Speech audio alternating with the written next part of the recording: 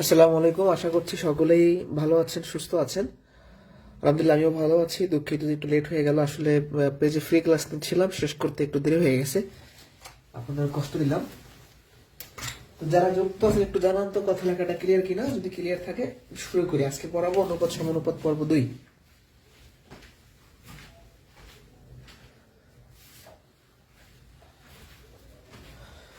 একটু জানাবেন ক্লিয়ার কিনা।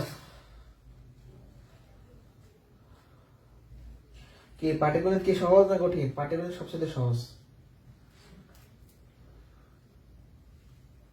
আমার কাছে পাটিগণিত বেশি ভালো লাগে। বীজগণিত তো একদম ইজি। বীজগণিতে তার পড়ানোর তেমন কিছু থাকে না, জাস্ট সূত্র বসানো আর মান বসানো নেই। ওকে, তো শুরুতে আমরা পড়াবো ধারাবাহিক অনুপাতের অঙ্ক। ধারাবাহিক অনুপাত কি মনে আছে? ধারাবাহিক অনুপাতের অঙ্কগুলা বিসিএস এ বেশি আসে, প্রাইমারিতে আসে, নিবন্ধনও আসে। একই কোশ্চেন প্রাইমারিতে আসে, বিসিএস এ আসে, নিবন্ধনে আসে। ধারাবাহিক অনুপাতগুলো এরকম হয় না, x is to Y is to Z.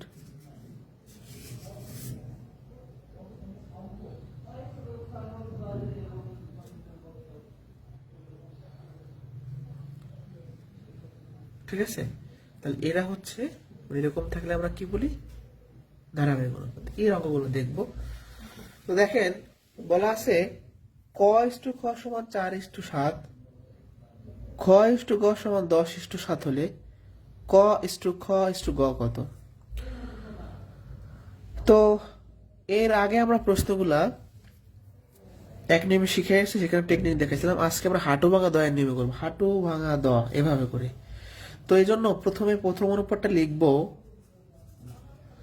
এর ঠিক নিচে দ্বিতীয় অনুপাতটা লিখবো। খেয়াল করেন, তাহলে প্রথম অনুপাত লিখলাম, এর ঠিক নিচে দ্বিতীয় অনুপাত লিখলাম। দেখেন ক ঠিক আছে, খ দুইটা কথা একটা খ আর গ। ধারাবাহিকের অনুপাতের অঙ্কগুলো করার সময় সবসময় আমরা শিওর হয়ে নিব অঙ্কটা ধারাবাহিকের ফরম্যাটে আছে কিনা। দেখেন প্রথম অনুপাতটা ছিল ক ইস টু খ, এরপর হচ্ছে খ ইস টু গ। এই পাশাপাশি সেম হলে ম্যাথে কোনো ভেজাল নাই, আর সেম না থাকলে সেম বানাতে হবে। সামনে দেখাবো। শুরু করি। প্রথম অনুপাতটা লিখলাম, এর ঠিক নিচে দ্বিতীয় অনুপাতটা লিখলাম। এখন আমরা হাঁটু ভাঙা দা কিভাবে লিখি? প্রথমে এবার টান দিই। তাহলে এবার টান দেন, 4×10=40, টান দিয়ে গুণ করেন। 7×10=70, 7×7=49। এই দেখেন হাঁটু ভাঙা দেওয়া হয়ে গেছে। 4×10=40, 7×10=70, 7×7=49। শেষ। একদম ইজি। পরের কোশ্চেনে বলছে এ বি এত আর বি সি এত হলে সি এ কত। আমরা একটা ম্যাথ শুরু করার আগে দেখবো ধারাবাহিকের ফরম্যাটে আছে কিনা। ঠিক আছে, ধারাবাহিকের ফরম্যাটে আছে কিনা। দেখেন প্রথম অনুপাতটা আছে এ ইস টু বি, পরটা আছে বি ইস টু সি। হ্যাঁ, যেহেতু পাশাপাশি সেম, তাহলে ধারাবাহিকের ফরম্যাটে আছে, কোনো ভেজাল নাই। ওকে, তাহলে প্রথমে প্রথম অনুপাতটা লিখবো, এর ঠিক নিচে দ্বিতীয় অনুপাতটা লিখবো। এই এ দুটো বি থেকে একটা বি আর সি। তো আরো ভাঙা দাও, 3×7=21, 7×2=14, 6×2=12। এবার কোশ্চেন আছে সি ইস টু এ, সির মানটা কত? 12, এর মানটা কত? 21। এটাই আমাদের অ্যান্সার। এটাকে ছোট করা যায় কিনা দেখেন তো। আপনার হচ্ছে 3 দিয়ে ভাগ করলে 4, 3 দিয়ে ভাগ করলে 7, 4:7 হচ্ছে অ্যান্সার। এটা বুঝছেন কিনা বলেন? এটা বুঝছে কিনা বলেন?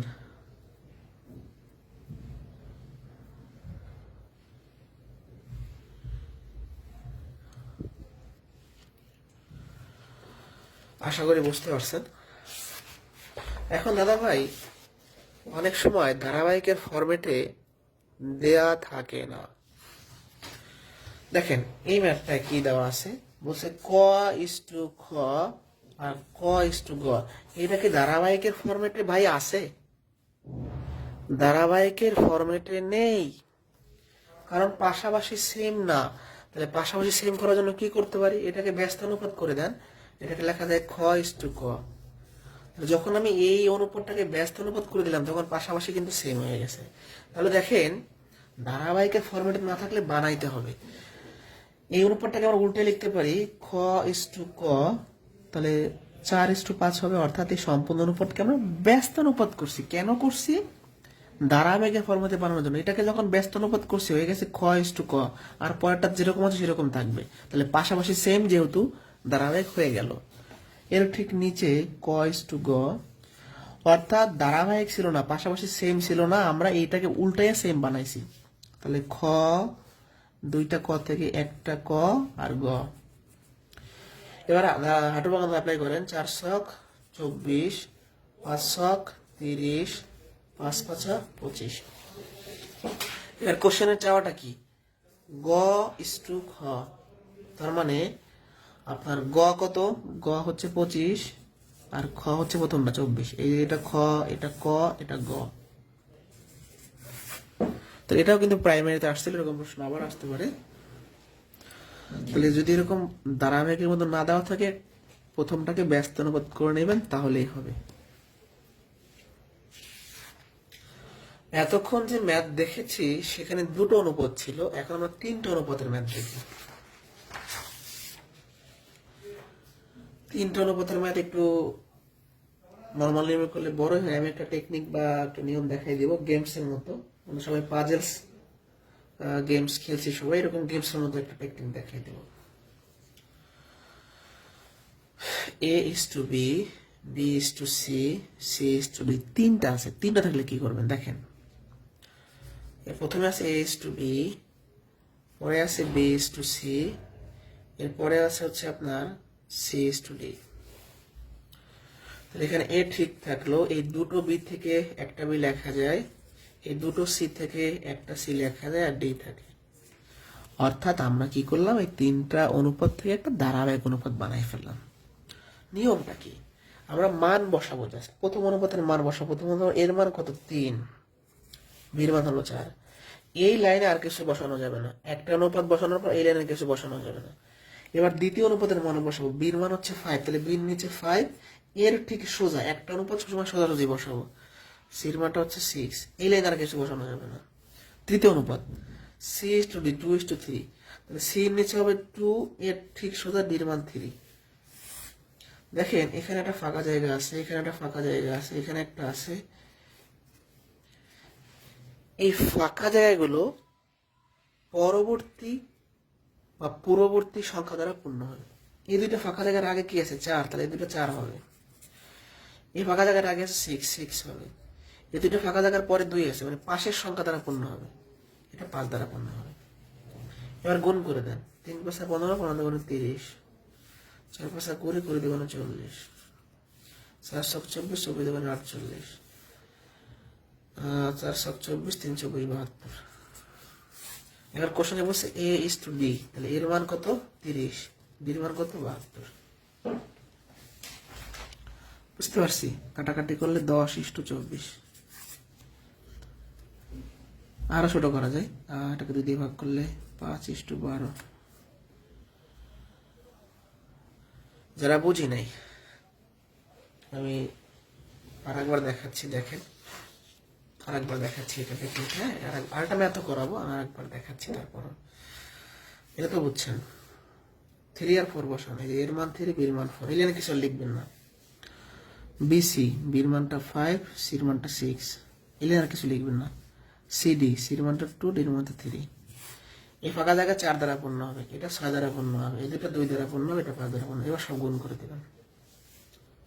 3 × 5 = 15, 15 × 40, 4 × 5 = 20, 3 × 5 = 15, 15 × 30, 4 × 5 = 20, 20 × 2 = 40, 4 × 6 = 24, 24 × 48, 4 × 7 = 24, 3 × 24 = 72।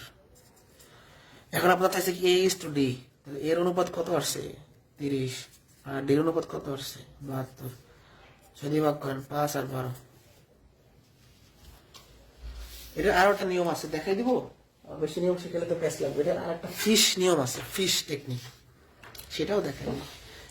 সময় নাই যদিও অত বেশি, তারপরে দেখাই দিই। বেশি শিখলে এবার প্যাচ লাগবে। এটা বিকল্প নিয়ম একটা দেখাই দিচ্ছি, এটা খুব মজার একটা নিয়ম দেখাই দিচ্ছি। দেখেন বিকল্প নিয়ম, এটা কিন্তু এক নিয়ম, এটা বিকল্প নিয়ম। 3 × 5 = 15, বড় দেখুন 30। তারপর হচ্ছে এভাবে গুণ করবেন, 5 × 2 = 10, 4 × 10 = 40। এভাবে গুণ করবেন, 4 × 7 = 24, 24 × 2 = 48। এভাবে গুণ করবেন 318 4 18 72। ফিশ কেন? এই যে মাঝখানে মাছ তৈরি হয়েছে, এটা না বুঝতে হয় না, আরেকবার বুঝে, এটা খুব মজার, আমার কাছে খুব ভালো লাগে। এটা হয়তো অনেকে দেখেন না, আর কখনো দেখতে পারেন আমি জানি না শিওর। এটা দেখেন, এই ফিশ টেকনিকটা একবার দেখে, তা মজার আছে কিন্তু। এটা হচ্ছে গণিতের মজা, অনেক নিয়ম কানুন আছে গণিতের ভিতরে। ফিশ টেকনিকটা দেখেন, একটু ঠান্ডা মাথায় খেয়াল করেন।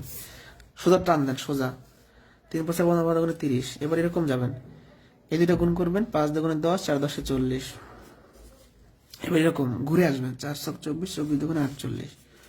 তারপর লাস্টে আবার টান দিবেন, 318 4 18 72। তাহলে কিভাবে আসলো? এভাবে একবার, এভাবে একবার, এভাবে একবার, এভাবে একবার। এটা হচ্ছে ফিশ টেকনিক। ওকে, তো ফিশ টেকনিকও করতে পারেন, এভাবেও করতে পারেন। সেরকম আরেকটা ম্যাথ দেখাই, একটা নিয়মই দেখাই, যেহেতু প্রথমটাই দেখাই আবার।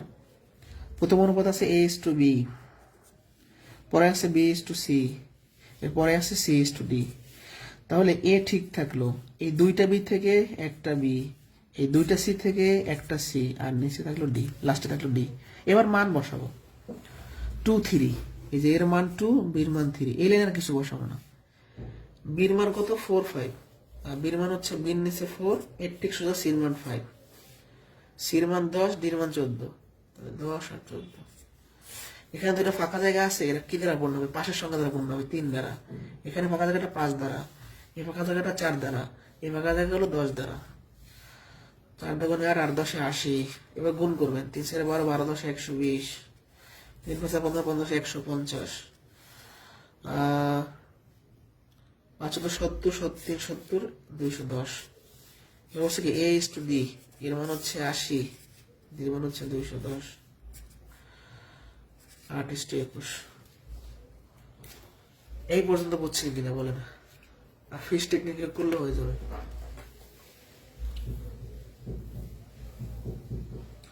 নিজেরা ফিশ টেকনিকে করে দেখেন, এই পর্যন্ত ডান কিনা।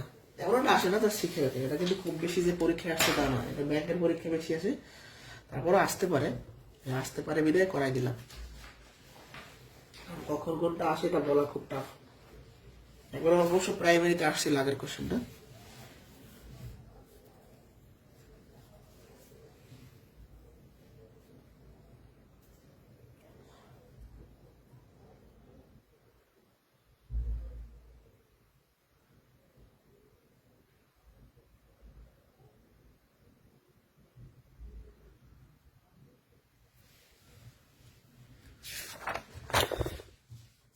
সেটা লেখেন 45, ভেরি ভেরি ইম্পর্টেন্ট। আচ্ছা, আগামীকাল কি বার?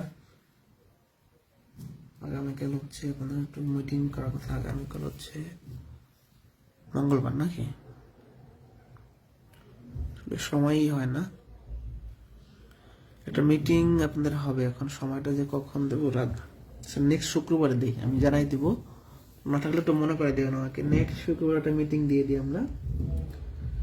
সেই মিটিং আমি জাস্ট আপনাদের শীটগুলো দেখবো, মানে আমি অনেক কথা বলবো, আপনাদের অনেক কথা নিব। এই মিটিং শেষে দেখবো যে শীটের অবস্থাটা কি, মানে আপনারা কি লিখছেন কিনা, মানে কোনো নোট টোট করছেন কিনা, এগুলো দেখবো। জুম মিটিং হবে, হ্যাঁ, জুম মিটিংটা ইনশাল্লাহ আগামী শুক্রবার হবে। আর এর আগে মনে হয় না ফাঁকা শিডিউল আছে, যদি আমি সুযোগ পাই আমি করে মানে বলে দিব, অ্যাটলিস্ট একদিন আগে বলবো, হ্যাঁ। এই মিটিংটা করার উদ্দেশ্যটা হচ্ছে যে আমাদের আসলে যেহেতু পাটিগণিত শেষ প্রায়, আর অল্প কিছু ক্লাস আছে, 4-5টা ক্লাস, 3-4টা ক্লাস আছে, কোর্সের অগ্রগতি কি সেটা তো জানা দরকার আছে, শিখতে পারছেন কিনা, নাকি শুধু টাকা নষ্ট করছেন বা সময় নষ্ট করছেন, এই বিষয়ে জানবো আর কি, বা কিভাবে কি করলে ভালো হয়। শুক্রবার ইনশাল্লাহ আমি এই বিষয়ে একটু আলোচনা করব। জুম মিটিং হবে, যাদের জুম নাই জুম ইনস্টল করবেন, 30 মিনিট বা 20 মিনিট হবে, এবং আপনাদের শীতগুলো একটু চেক দিতে হবে কিরকম কি অবস্থা। আচ্ছা দেখেন, আর আমরা নিজেদের মধ্যে একটু পরিচিত হইলাম। পনির ও তোপনের আয়ের অনুপাত 4:3, তপন ও রবিনের আয়ের অনুপাত এত হলে পনিরের 120 টাকা হলে রবিনের কত? মূলত হচ্ছে এই প্রশ্নগুলা সপ্তম শ্রেণীর বোর্ড বইতে ছিল আগে। এটা হুবহু বিসিএস প্রিলিতে 40তম বিসিএস হুবহু আসছিল, মানে এটা একদম সপ্তম শ্রেণীর বোর্ড বইয়ের কোশ্চেন হুবহু দিছিল বিসিএস এ। এটা এখন ঘুরে ফিরে বিভিন্ন পরীক্ষাতে আসে। তো দেখেন, প্রথমে আছে পনির তপন, আবার তপন রবিন, অর্থাৎ তপন ব্যক্তিটা দুইটার মধ্যে আছে, তাহলে ধারাবাহিক আকারে আছে, এটাকে একটা বানাইতে হবে। প্রথমে আছে কি পনির ইস্টু তপন কত 4:3 ধারাবাহিক না যে তপন তপন সেম। আবার আছে তপন ইস্টু রবিন 5:4। তো এটাকে একটা অনুপাত বানাই। প্রথমে পনির থাকলো, এই 2 তপন থেকে 1 তপন আসবে, আর রবিন 4 5 20, 3 5 15, 3 6 12। এই পর্যন্ত তো বের করলেন, এখন আপনার কাজ কি কি বের করতে হবে? রবিন প্রশ্নে আছে কি পনির, তাহলে আমার বের করতে হবে রবিন, আছে পনির, তাহলে তপনের কোনো দরকার নেই। তাহলে দেখেন আমি প্রথমে পনির আর রবিনকে নিব, আর কাউকে দরকার নেই। পনিরের অনুপাত কত আমার 20, আর রবিনের কত 12। ভালো করে খেয়াল করবেন, এটা আমি কেন নিলাম, তার জবাবটা কি, মানে তপনকে কেন নিলাম না, আমার লাগবে না, কারণ আমি বের করবো রবিন, রবিনকে রাখছি, আর দেওয়া আছে পনির, পনিরকে রাখছি। পনিরের আয় কত 120, বসাই দিলাম 20:12। এখন অনুপাত মানে কি ভগ্নাংশ, এই অনুপাত মানে কি ভগ্নাংশ। অথবা রবিনের মানটা কত হবে, আর গুণ করলে এক পাশে আসবে রবিন আর 20, এক পাশে আসবে 120 গুণন 12, আর এই 20 ভাগ হয়ে যাবে। সোজা কথা এখান থেকে আর গুণ করে রবিনের মানটা বের করলে এটা হবে 72 টাকা। আচ্ছা এই প্রশ্নটায় যদি হচ্ছে আপনার তপন ছিল, তাহলে এখানে তপন নিতাম, তাই না? তাহলে আসলে কি 72 টাকা। বুঝতে পারছি, খুব সহজ। আগে এই ধারাবাহিক অনুপাত থেকে এটা বের করলাম, এখন পনিরের টাকা আছে তাকে নিতে হবে, আর রবিন বের করবো তাকে নিতে হবে। যদি এখানে তপনকে বের করতে বলো তাহলে তপনকে নিতাম। এটা ক্লিয়ার কিনা? পরে একটা কোশ্চেন আছে, দেখে নেবেন।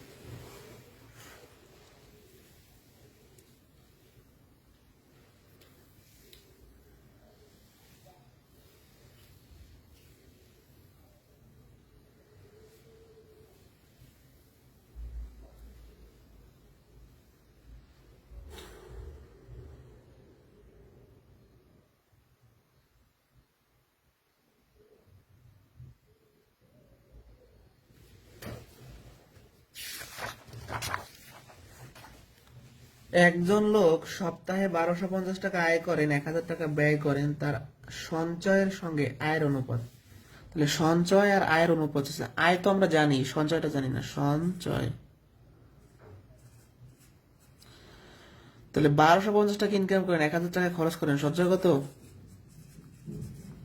250 টাকা। এবার চাইছে কি প্রশ্নে, বলছে যে আপনি সঞ্চয় আর আয়ের রেশিও বের করবেন। সঞ্চয় হচ্ছে 250 টাকা, আয় হচ্ছে 1250 টাকা। আমরা কাটাকাটি করতে পারি, 0 0 কাটা যায়, তারপর হচ্ছে 25 একে 25, 5 5 100, 1:5 হচ্ছে আনসার। একটি জিনিস 120 টাকায় ক্রয় করে 144 টাকায় বিক্রয় করলে ক্রয় মূল্য লাভের অনুপাত। তো ক্রয় মূল্য তো আমাদের আছেই, লাভ জানা নাই, লাভটা বের করতে হবে। 120 টাকার জিনিস 144 টাকায় বিক্রয় করলে লাভ কত হয়, 24 টাকা নাকি? তাহলে প্রশ্নে বলছে কি ক্রয় মূল্য আর লাভ, তাই প্রশ্নে বলছে ক্রয় মূল্য ইজ টু লাভ।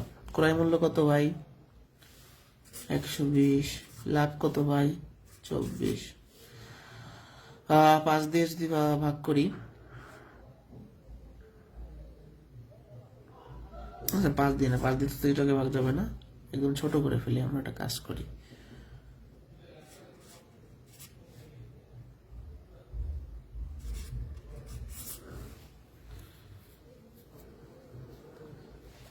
ঠিক আছে? 24 দিয়ে ভাগ যায় না, একেবারে 24 দিয়ে ভাগ করতে হবে না, আমাদের ছোট করতে হবে। 24 দিয়ে এটাকে ভাগ করলে 5, 24 দিয়ে ভাগ করলে 1। এইটাকে 24 দিয়ে ভাগ করে 120 কে 24 দ্বারা ভাগ করলে 5, 24 দিয়ে ভাগ করলে 1।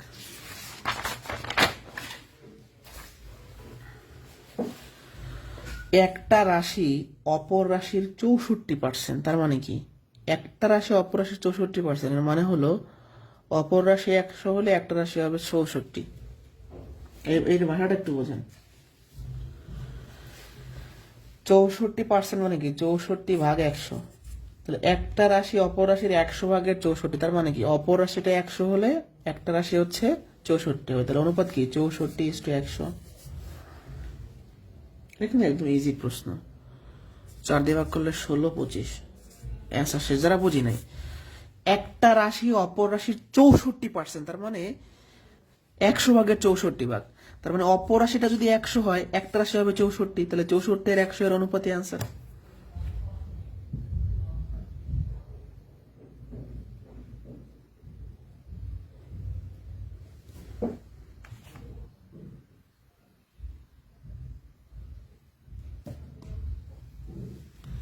এটা নিবন্ধনে আসছে, দেখেন হীরার আয়ের 35%, হেভির আয়ের 25%-এর সমান তার আয়ের অনুপাত। তাহলে প্রশ্নে বলছে কি হীরার আয়ের 35%, হেভির আয়ের 25%-এর সমান। তাহলে হীরার আয়ের 35% মানে কি, হীরা আয়ের মানে এর মানে গুণ, তাহলে 35/100। আবার হেপির 25% মানে কি, হেপি গুণন 25/100। এর মানে এর 100 দুই পাশ থেকে কেটে দেন, এই হেপি এই পাশে ভাগ হবে আর এই 35 এই পাশে ভাগ হবে, মানে হেপিকে এই পাশে নিয়ে আসলাম, 35কে এই পাশে নিয়ে গেলাম। তাহলে ভগ্নাংশ মানে তো অনুপাত, তাহলে হীরা ইস টু হেপি, তাহলে 25:35, 5 5 25, 5 7 5:7। খেয়াল রাখবেন হীরা কিন্তু আগে বলা আছে, হীরাকে আগে রাখতে হবে, ঠিক আছে? বুঝতে পারছি? প্রশ্ন কি বলছে, তাদের আয়ের অনুপাত, তাহলে হীরা আগে না হেপি আগে?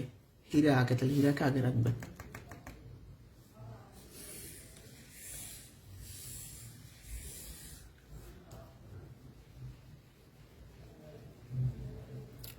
ডান কিনা?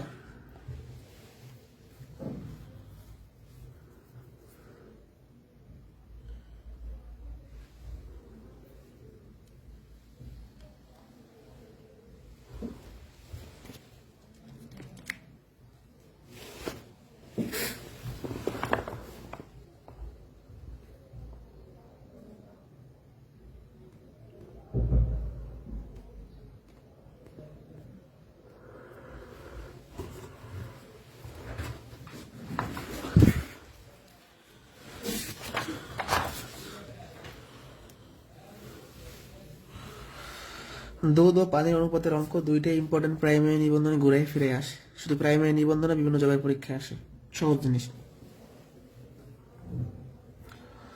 দুধ ও পানির অনুপাতে এত দেওয়া আছে, দুধের পরিমাণটা পানি অপেক্ষা 8 লিটার বেশি,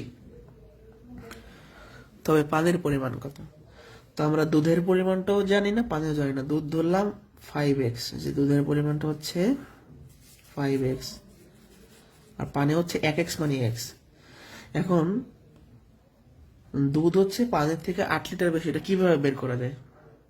দুধের পরিমাণ থেকে পানির পরিমাণ বিয়োগ করলে 8 লিটার হয়।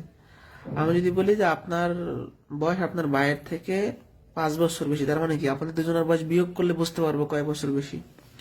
তাহলে দুধের পরিমাণটা পানি থেকে 8 লিটার বেশি, এটা কিভাবে বের করা যায়? এই দুধ থেকে পানি বিয়োগ করলে 8 লিটার।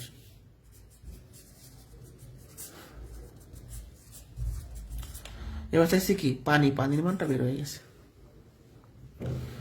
একটি জারে দুধ ও পানির অনুপাত দেওয়া আছে, পানি অপেক্ষা দুধের পরিমাণ 6 লিটারের বেশি হলে পানির পরিমাণ কত? দুধ ধরলাম 5x, পানি ধরলাম 2x, তাহলে পানি থেকে দুধ 6 লিটারের বেশি, এটা কিভাবে বের করা যায়? বিয়োগ করে বের করা যায়। অনেকে কিন্তু ভুলে এটাও 2 জায়গায় আসবে, 2 জায়গায় লাভ না, এক্স এর মানটা বের করছেন, এখানে পানির জায়গায় বসাই দেন 4, আর এটা হচ্ছে আপনার যদি বলতো কত হইতো, যদি দুধ বের করতে বলতো, তাহলে আপনি এখানে এক্স এর মানটা বসাই দিতেন। 4 লিটার হচ্ছে অ্যান্সার।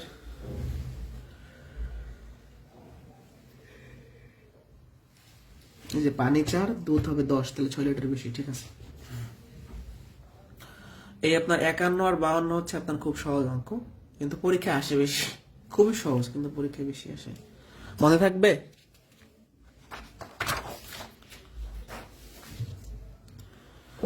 দুটি ক্রমিক জোড় সংখ্যার অনুপাতে 1:2 সংখ্যা দুটা নির্ণয় করো। জোড় সংখ্যা কি, ক্রমিক জোড় কি? 2 4 6 এগুলা, তাই না? 2 4 6 8 এগুলো। তাহলে দুটো ক্রমিক জোড় সংখ্যার অনুপাত দেওয়া আছে, সংখ্যা দুটা বের করতে বলছে। তোমরা দুটো ক্রমিক জোড় সংখ্যা ধরে নেই, একটা সংখ্যা এক্স ধরলাম, তাহলে একটা হবে এক্স প্লাস টু। ক্রমিক জোড় বা বিজোড় যাই বলুক, 2 করে বৃদ্ধি পাবে। প্রথম সংখ্যাটা যদি এক ধরেন, পরেরটা হবে এক্স প্লাস টু। 2 থেকে 4 কিভাবে পাওয়া যায়? 2 এর সাথে 2 যোগ করলে 4 পাওয়া যায়। সে ক্রমিক জোড় বলুক আর বিজোড় বলুক, যদি এরকম বলতো ক্রমিক বিজোড়, তাহলে 1 3 5 7, তাহলে জোড় হোক বিজোড় হোক 2 করে বৃদ্ধি পায়। জোড় হোক বিজোড় হোক 2 করে বৃদ্ধি পায়, ঠিক আছে? তাহলে জোড় বিজোড় যখন সংখ্যা ধরবো, ক্রমিক জোড় বিজোড় যখন ধরবো, ক্রমিক জোড়ের ক্ষেত্রে প্রথম সংখ্যাটা এক্স ধরলে পরেরটা হবে এক্স প্লাস টু। এখন এই দুটি সংখ্যা যদি অনুপাত আকারে লিখি, এদের অনুপাত দেওয়া আছে 1:2। দেখেন এদের অনুপাতে 1:2 দেওয়া আছে, তাহলে সমান 1:2 লেখা যায়। তাহলে অনুপাত মানে হচ্ছে ভগ্নাংশ,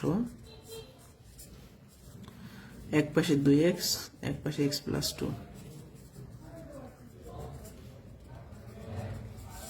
এক্স এর মানটা বের করছেন, প্রথম সংখ্যাটা হবে 2, পরের সংখ্যাটা হবে 4, তাহলে সংখ্যা দুটো হবে 2 ও 4।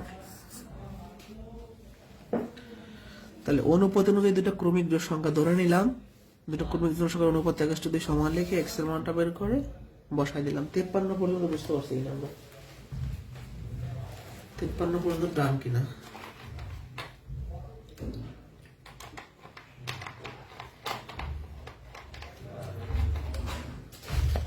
53 পর্যন্ত ডান কিনা?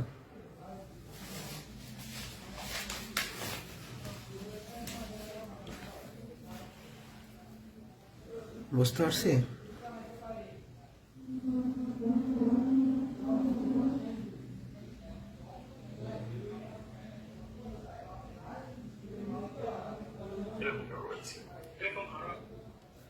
Okay, next question.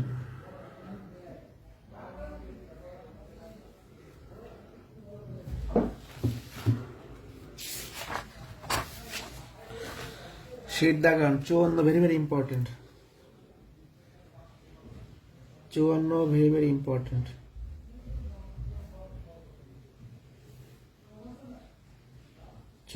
very very important. Dagan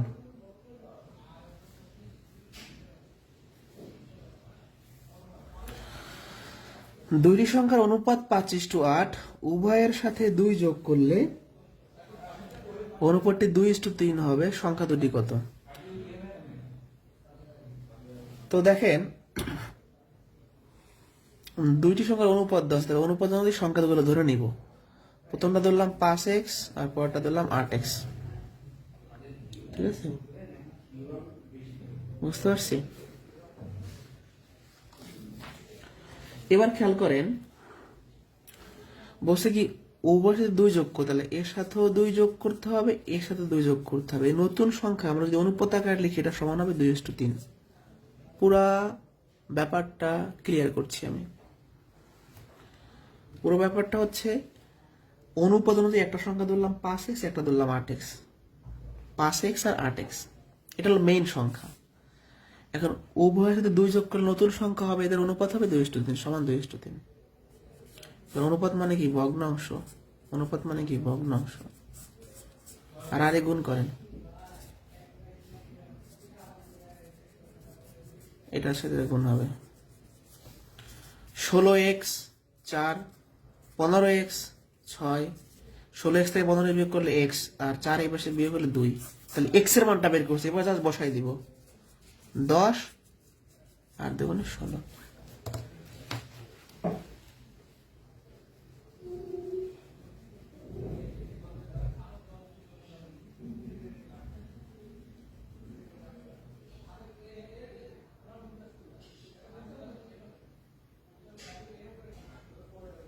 দ্রুত বলেন, বুঝছেন কিনা?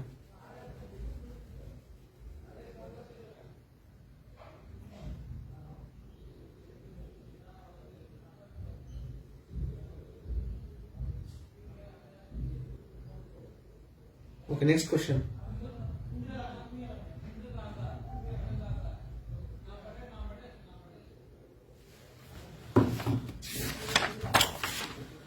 আচ্ছা, এখন যে বিষয়টা শেখাবো এটা একটা বেসিক জিনিস, এটার মাধ্যমে অনেক প্রশ্ন সমাধান করা যায়। আবারও বলছি, এটা খুবই বেসিক একটা জিনিস। এটা শিখলে আপনার অনেক কিছু মানে সহজে সমাধান করতে পারবেন। সেটা হচ্ছে কোনো কিছু যদি মোট পরিমাণ জানি, অনুপাত জানি, ধরেন আমার বাবা আমাদের দুই ভাই বা দুই বোন যাই বলেন না কেন তাদের ভিতরে 1,000 টাকা ভাগ করে দিল একটা অনুপাতে। এখন যদি বলে যে কে কত টাকা পাইছে বের করো, তাহলে কিভাবে করবো? এই ধরনের কোশ্চেন গুলো। তো মূল ব্যাপার হচ্ছে অনুপাত এবং মোট পরিমাণ দেওয়া থাকলে আলাদা আলাদা যদি আমরা বের করতে চাই, আগে অনুপাত যোগ করতে হয়। তাহলে আমরা অনুপাত আগে যোগ করবো। কেন যোগ করবো দেখেন, 5, 3 আর 2 10। অনুপাতের যোগফল 10, তার মানে ওই 20 মিটার কাপড়কে আমরা 10টা ভাগ করবো। প্রশ্ন বলছে কি 20 মিটার কাপড়কে 3 ভাই বোন অমিত, সুমিত আর চৈতি এত অনুপাতে ভাগ করলে প্রত্যেকে কত পাবে। তাহলে অনুপাতের যোগফল 10 মানে মোট কাপড়টা 10টা ভাগ হবে। এখন অমিত কত পাবে? অমিত পাবে মোট 20 মিটার কাপড়ের মধ্যে 10টা ভাগ হবে, 10 ভাগের 5 ভাগ পাইবে অমিত, 10 মিটার পাবে অমিত। সুমিত 20 মিটার কাপড়ের ভিতরে 10টা ভাগ হবে, 10 ভাগের 3 ভাগ পাবে সে, 6। চৈতি 20 মিটারের মধ্যে 10টা ভাগ হবে, 10 ভাগের 2 ভাগ, 4 মিটার। এই একটা নিয়ম করলে অনেক ম্যাথ পারবেন। তাহলে অনুপাত যোগ করবেন, তাহলে মোটের এত ভাগের এত ভাগ। এটা কিন্তু খুবই খুবই খুবই ইম্পর্টেন্ট একটা জিনিস, ঠিক আছে? ওকে, নেক্সট কোশ্চেনে যাচ্ছি আমি। এইটা ভালো করে শিখে রাখবেন। নেক্সট কোশ্চেনে বলছে 3 জনের মধ্যে 750 টাকা এত অনুপাতে ভাগ করে দিলে ভাগের টাকা অংশগুলো হবে কত? ওকে, তাহলে আমরা আগে অনুপাত যোগ করব, তারপরে হচ্ছে আপনার ওইভাবে করব যে মোট এত ভাগের এত ভাগ। তো শুরু করা যাক। অনুপাত যোগ করেন। অনুপাতের যোগফল 3 যোগ 5 যোগ 7 15। অনুপাতের যোগফল 15 মানে 15টা ভাগ হবে। তাহলে বলছে যে ভাগের টাকা কে কত টাকা পাবে। তাহলে প্রথম জন পাবে 750 টাকার ভিতরে 15টা ভাগ হবে, 15 ভাগের 3 ভাগ সে পাবে। এই যে প্রথমে পাবে 3 ভাগ, পরের জন পাবে 5 ভাগ, পরের জন পাবে 7 ভাগ,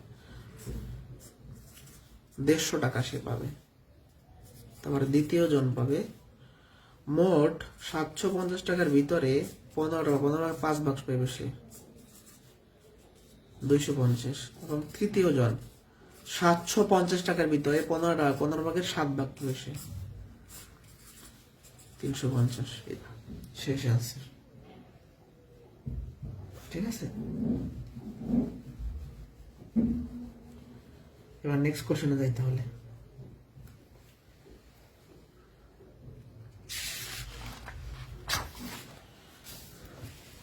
ষাট 61 জায়গায় রাখেন, ইম্পর্টেন্ট। একটা ত্রিভুজের বাহুগুলোর অনুপাত দেওয়া আছে, পরিসীমা দেওয়া আছে, বাহুগুলোর দৈর্ঘ্য। এই পরিসীমা হলো সবগুলা বাহুর যোগফল। পরিসীমা কি? সবগুলা বাহুর যোগফল। তাহলে আগে মোট পরিমাণও দেওয়া আছে, অনুপাত দেওয়া আছে। তাহলে অনুপাতের যোগফল 19, তাই না? প্রথম বাহু মোট পরিসীমা 38, 3টে বাহুর যোগফল 38। 38-এর মধ্যে 19টা ভাগ, 19 ভাগের 4 ভাগ পাবে প্রথম বাহু, তার মানে 8 সেন্টিমিটার। আর দ্বিতীয় বাহু পাবে 38-এর 19 ভাগ, 19 ভাগের 7 ভাগ পাবে দ্বিতীয় বাহু, 14 সেন্টিমিটার। তৃতীয় বাহু পাবে 38-এর 19 ভাগ, 19 ভাগের 8 ভাগ, 16 সেন্টিমিটার। একদম ইজি এগুলা। 61টা বেশি ইম্পর্টেন্ট। হ্যাঁ, কোন চতুর্ভুজের 4টা কোণের অনুপাত হলে বড় কোণ কত? আচ্ছা, আমরা জানি অনুপাত আর মোট পরিমাণ থাকা লাগে। এখানে কোথাও কি মোট পরিমাণ আছে বলেন তো? এখানে কোথাও মোট পরিমাণ আছে না, এখানে বুঝতে হবে। চতুর্ভুজ 4টি বাহু দ্বারা সীমাবদ্ধ চিত্র। এই চতুর্ভুজের 4 কোণের যোগফল সবসময় 360 ডিগ্রি হয়। তাহলে মোট পরিমাণটা দেয়া না থাকলে আপনাকে বুঝে নিতে হবে। মোট পরিমাণটা দেয়া না থাকলেও আপনাকে বুঝে নিতে হবে, ঠিক আছে? তাহলে ব্যাপারটা হচ্ছে আগের মতোই, শুধু 360টা না দিয়ে আপনাকে বলে দিচ্ছে চতুর্ভুজ 4 কোণের কথা। এখানে 360 ডিগ্রি না থাকলে আপনাকে এটা মনে রাখতে হবে। তাহলে মোট পরিমাণ 360 আর অনুপাত দেওয়া আছে, অনুপাতের যোগফল।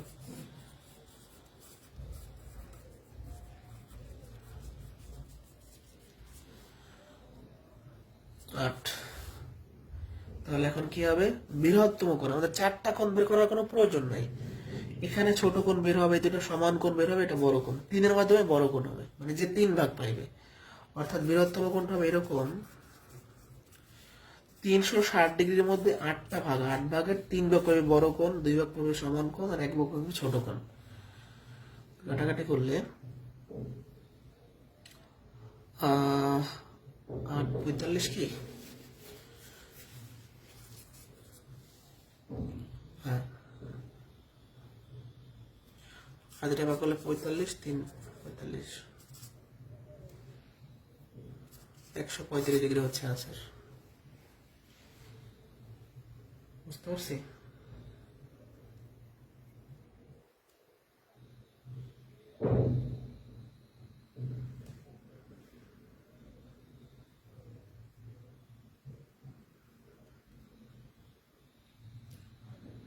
বুঝতে পারছি না? তাহলে নেক্সট কোশ্চেনে গেলাম।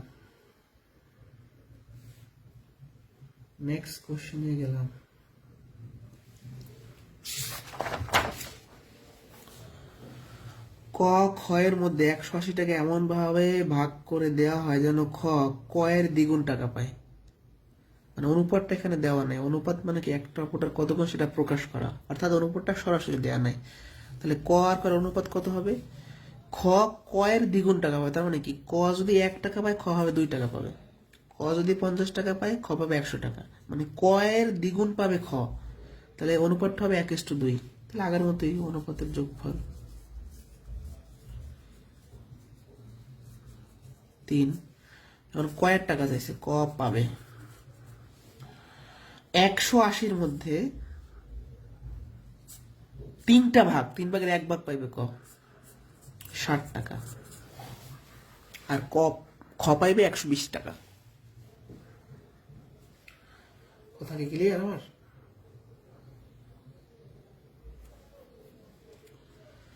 $143 এত অনুপাতে ভাগ করলে বৃহত্তম ও ক্ষুদ্রতম অংশ, ভেরি ভেরি ইম্পর্টেন্ট, প্রাইমারিতে কয়েকবার আসছে, তাহলে অনুপাত যোগ করেন আগে।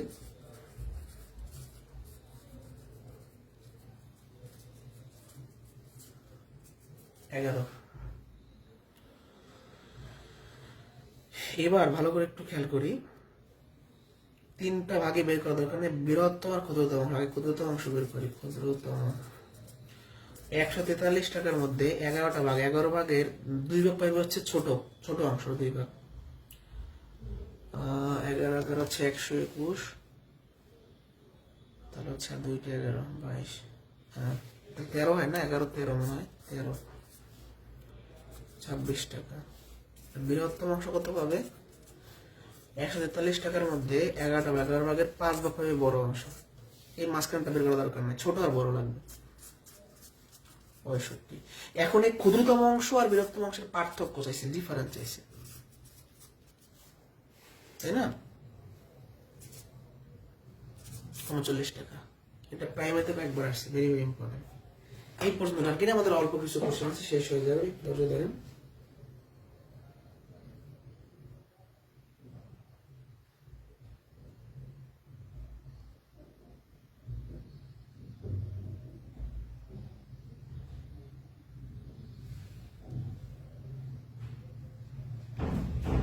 এই পর্যন্ত ক্লিয়ার কিনা?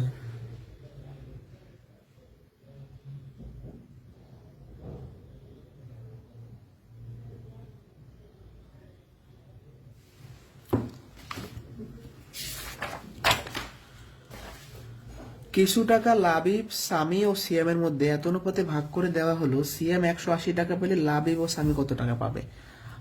আগের প্রশ্নের সাথে এই প্রশ্নের পার্থক্যটা কোথায়?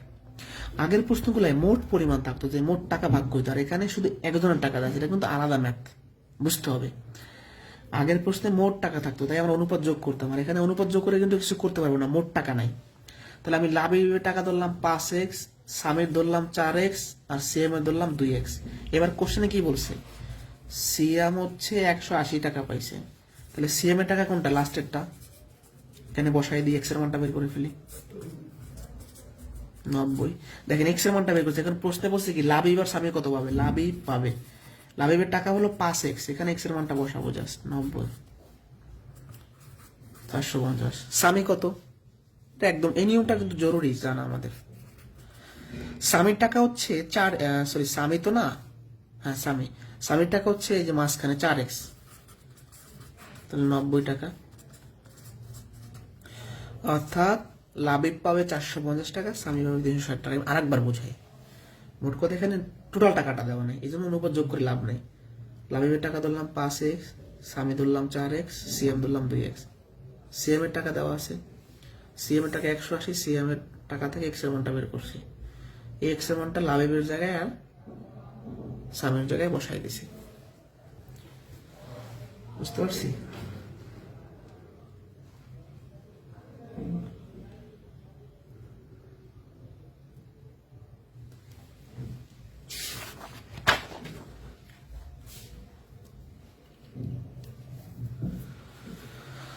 দুইশো 61টি আম 3 ভাইয়ের মধ্যে এত অনুপাতে ভাগ করে দিলে প্রথম ভাই কতটি পাবে? এটা নবম দশম শ্রেণী বোর্ড বইতে এই টাইপের কোশ্চেন আছে, এবং এখানে একটা বেসিক জিনিস আমরা শিখবো। তো আমরা জানি অনুপাতকে সবসময় পূর্ণ সংখ্যায় লিখতে হয়, দশমিক বা ভগ্নাংশ আকারে আমরা রাখি না, পূর্ণ সংখ্যায় নিয়ে যাই। এখানে একটা বেসিক জিনিস শিখবো ম্যাথের। এই অনুপাতগুলো কি ভগ্নাংশ আকারে আছে। ম্যাথ কিন্তু আগের মধ্যে মোট আম 261 অনুপাত দেওয়া আছে, মোট পরিমাণ অনুপাত থাকলে যেভাবে বের করে সেভাবেই করবো। ঝামেলাটা হলো যে এখানে অনুপাতগুলো ফ্র্যাকশন আকারে আছে বা দশমিক আকারে থাকতে পারে। তো ভগ্নাংশ আকারে থাকলে পূর্ণ সংখ্যায় নেওয়ার নিয়ম কি? অনুপাত ভগ্নাংশ আকারে থাকলে পূর্ণ সংখ্যা নেওয়ার নিয়ম হচ্ছে, আগে ভগ্নাংশগুলোর হরের লসাগু, এই 3, 5 আর 9 এর লসাগু হবে 45। কেন 45? দেখেন 3 বছর মধ্যে 45, তাহলে আগে লসাগু বের করতে হয়। এবার আমরা লসাগু বের করার পরে লসাগু দ্বারা প্রত্যেকটা অনুপাতকে গুণ করবো। হ্যাঁ, এই লসাগু বের করলাম, হরের লসাগু বের করলাম, সেই লসাগু দ্বারা প্রত্যেক অনুপাতকে গুণ করবো। এখানে 45 গুণ হবে, এখানে 45 গুণ হবে, এখানেও 45 গুণ হবে। নিয়ম কি? হরের লসাগু, সেই লসাগু দ্বারা সবাইকে গুণ। 15, 9, 5। এবার দেখেন পূর্ণ সংখ্যা চলে আসছে। এটা একটা বেসিক জিনিস ম্যাথের। ভগ্নাংশ আকারে অনুপাত থাকলে পূর্ণ সংখ্যা নেওয়ার জন্য হরের লসাগু বের করতে হয়, সেই লসাগু দ্বারা প্রত্যেক ভগ্নাংশকে গুণ করতে হয়। এবার যোগ করেন, অনুপাতের যোগফল 29। এবার কোশ্চেনে বলছে কি প্রথম ভাই কতটা পাবে, শুধু প্রথম ভাগটা চাইছে।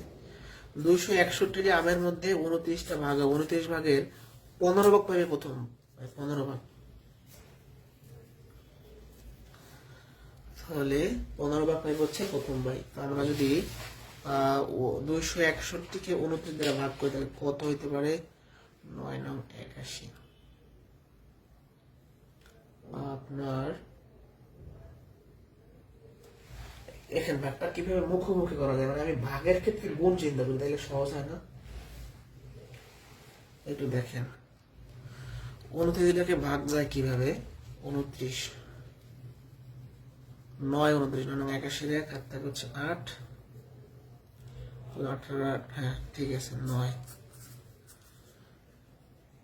135। এটা থেকে ভাগ করলে না 135।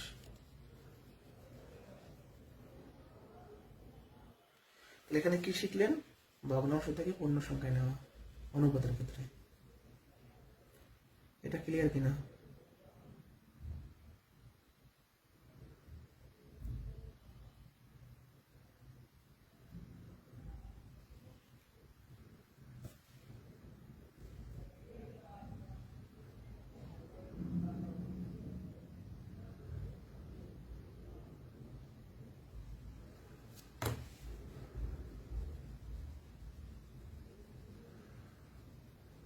ক্লিয়ার? আর দুইটা ম্যাথ দেখাবো ছোট। কুকুর ও খরগোশের গতিবেগের অঙ্ক, এটা পরীক্ষায় বিশেষ 2বার আসছিল, তাই এটা করাই দেবো সংক্ষেপ নিয়মে। খুব বেশি কঠিন আকারে করাবো না, টেকনিক আছে বা নিয়ম আছে।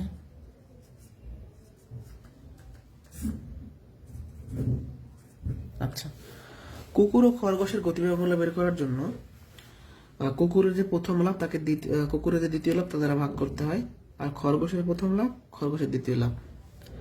একটা কুকুর একটি খরগোশকে ধরার জন্য তাড়া করে। কুকুর যে সময় 4 লাভ দেয়, খরগোশ সে সময় 5 বার লাভ দেয়। তাহলে কুকুরের প্রথম লাভ হচ্ছে 4 বার, আর খরগোশের প্রথম লাভ 5 বার। খরগোশ 4 লাফে যত দূর যায়, কুকুর 3 লাফে তত দূর যায়। কুকুর ও খরগোশের গতিবেগ, তাহলে কুকুর ও খরগোশের গতিবেগ চাইছে। তাহলে কুকুরের প্রথম লাফ কত? 4। কুকুরের দ্বিতীয় লাফ কত? 3। খরগোশের প্রথম লাফ কত? 5 বার লাফ দেয়, আর দ্বিতীয়বার 4 বার লাফ দেয়। আর আরে গুণ করতে হবে, 4 4 16, 3 5 15। প্রথম গুণটা করে প্রথমে লিখবে, দ্বিতীয় গুণটা করে দ্বিতীয় লিখবে। 16:15। এখানে কুকুর ইস্টু খরগোশ, যদি খরগোশ ইস্টু কুকুর বলো তাহলে অ্যান্সার হতো 15:16। তাহলে কি মানগুলো বসে আর আরে গুণ করবেন। একটি কুকুর তাড়িত একটা খরগোশ যত সময় 8 বার লাফ দেয়, কুকুরটি ততক্ষণে 7 বার লাফ দেয়। খরগোশ 5 লাফে যত দূর যায়, কুকুর 4 লাফে তত দূর যায়। খরগোশ ও কুকুর, তো আমরা নিয়ম কি শিখছি? কুকুর ইস্টু খরগোশ। তাহলে কুকুরের প্রথম লাভ হচ্ছে 7 বার, আর কুকুর দ্বিতীয় লাভ হচ্ছে 4 বার, আর খরগোশের প্রথম লাভ হচ্ছে 8 বার, আর দ্বিতীয় লাভ হচ্ছে 5 বার। 5 7 35, 4 হচ্ছে 32।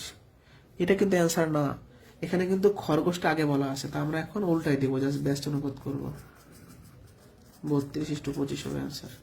খরগোশ ইস্টু কুকুর হবে, সরি, মানে এখানে কুকুর ইস্টু খরগোশ বেরোছে না, বাট প্রশ্ন বেরোচ্ছে খরগোশ ইস্টু কুকুর। এই অনুপাতের ক্ষেত্রে কে আগে কে পরে এটা কিন্তু খেয়াল রাখতে হবে, ঠিক আছে? তাহলে অ্যান্সার কি? 32:35, এটা গুড়াই লিখতে হবে। এটা খুবই সহজ একটা নিয়ম। তো আজকের ক্লাস এই পর্যন্ত, আগামী ক্লাসে মিশ্রণ শেষ করব, আর 3টা ক্লাস হবে পাটিগণিতে। হ্যাঁ,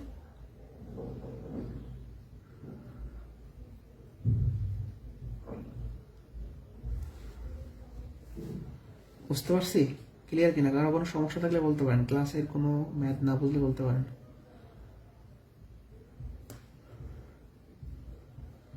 না বুঝলে বলতে পারেন।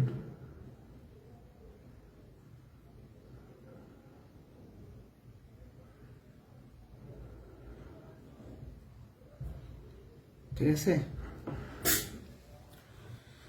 ওকে, আল্লাহ হাফেজ, ভালো থাকেন সবাই।